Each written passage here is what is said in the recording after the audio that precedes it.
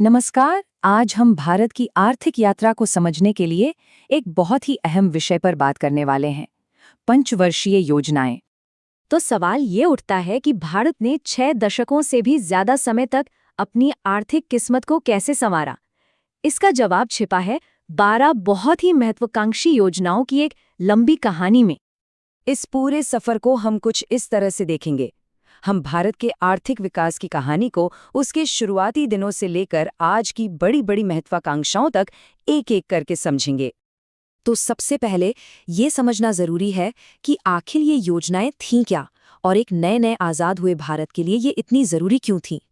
सोचिए, 1947 में आज़ादी के बाद भारत के सामने एक बहुत बड़ी चुनौती थी, एक बिखरी हुई और गरीब अर्थव्यवस्था को फिर से खड़ा करना।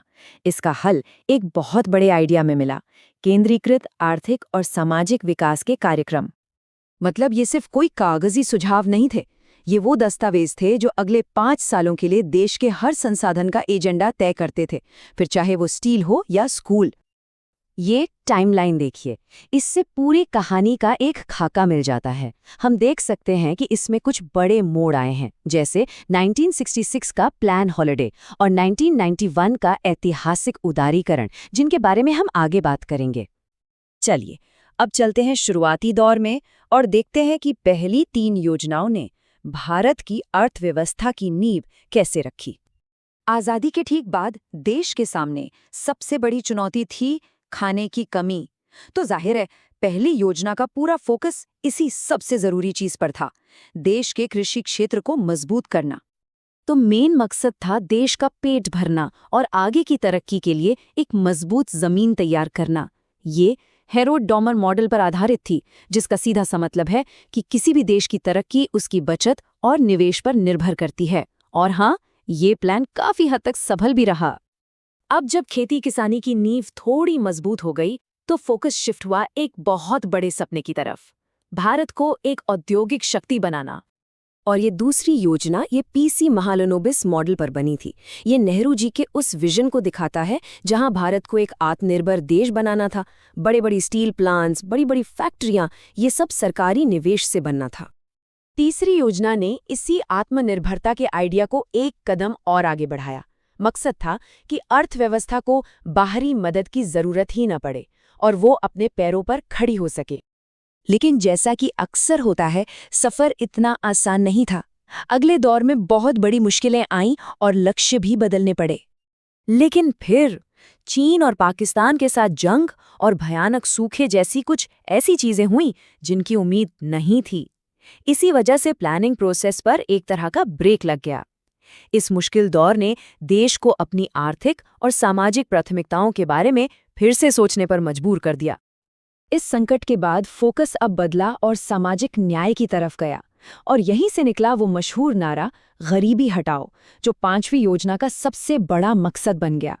अब बात सिर्फ आर्थिक विकास की नहीं थी, बल्कि ये पक्का करने की थी कि विकास का फायदा देश के सबसे गरीब इंसान तक पहुंचे। चलिए, अब आगे बढ़ते हैं और देखते हैं कि दुनिया की बदलती आर्थिक सोच के साथ योजनाओं का स्वरूप कैसे बदला। और फिर आता है साल 1991, भारतीय अर्थव्यवस्था के इतिहास का सबसे बड़ा टर्निंग पॉइंट। यहीं से भारत के आर्थिक उदारीकरण की शुरुआत हुई और इसने सब कुछ बदल कर रख दिया। इस मोड़ के बाद की जो योजनाएं थीं, वो एक नए, ज्यादा खुले हुए भारत की तस्वीर दिखाती हैं। सरकार अब इकोनॉमी को कंट्रोल करने के बजाय उसे गाइड करने लगी। फोकस शिफ्ट हो गया ह्यूमन रिसोर्स डेवलपमेंट पर, मतलब शिक्षा और स्वास्थ्य पर। और इस बात पे जोर दिया गया कि विकास समावेशी हो, ताकि आर्थिक सुधारों का लाभ समाज के हर तबके को मिले। तो 66 साल और 12 योजनाओं के बाद ये पूरा सिस्टम खत्म हो गया और इसकी जगह ली एक नई संस्था ने, एक बिल्कुल नए नजरिए के साथ। ये वो फैसला था जिसने भारत में केंद्रीकृत पंचवर्षीय योजना के दौर पर औपचारिक रूप से पर्दा डाल दिया। ये टेबल देखिए, इससे बदलाव साफ समझ आता है। योजना आयोग का तरीका टॉप डाउन था, मतलब केंद्र से राज्यों को निर्देश दिए जाते थे। वहीं नीति आयोग एक थिंक टैंक की तरह काम करता है, जो सहकारी संघवाद को बढ़ावा देता है, यानी राज्यों के साथ मिलकर नीतियां बनाता है। तो इस पूरे सफर से क्या बातें याद रखनी है? हमें खास योजनाओं के मकसद पता होने चाहिए, जैसे पहली योजना का फोकस खेती पर था और 5वीं का गरीबी हटाओ पर। और हाँ, योजना आयोग से नीति आयोग का ये जो बदलाव है उसे समझना बहुत जरूरी है, क्योंकि ये भारत की आर्थिक सोच में आए एक बहुत बड़े बदलाव को दिखाता है। और ये हमें एक आखिरी सवाल पर लाकर छोड़ता है। पंचवर्षीय योजनाओं का दौर तो खत्म हो गया, तो अब भारत अपने आने वाले कल के विकास का खाका कैसे तैयार करेगा? ये एक ऐसा